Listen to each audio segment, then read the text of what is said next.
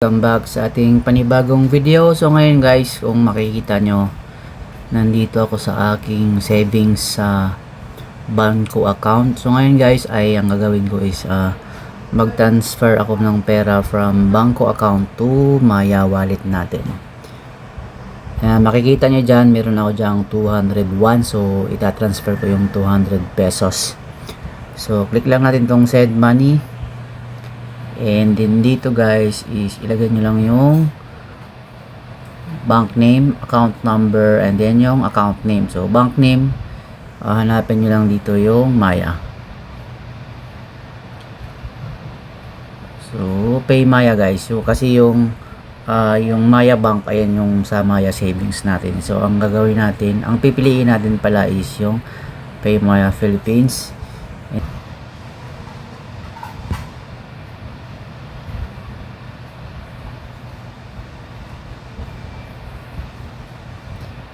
And ayan guys, pag once na kompleto na yung details nya, paki-double check na lang and then i-click nyo lang yung next. And then dito guys, is pipiliin nyo yung or i-input nyo yung kung magkano. So 200 yung laman ng account ko, so 200 yung pipiliin ko. And next nyo lang. And kung makikita nyo dito, wala tayong babayaran na convenience fee. So click nyo lang yung confirm, and then yung mobile pin ninyo na nakaset dito, and click nyo lang tong confirm guys pag once na nalagay nyo na yung pin ninyo,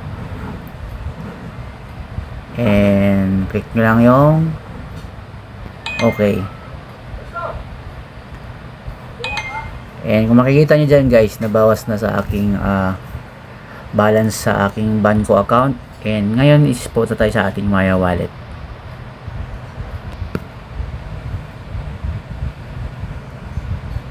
So ito yung Maya wallet natin, kung makikita nyo dito sa may bandang baba guys.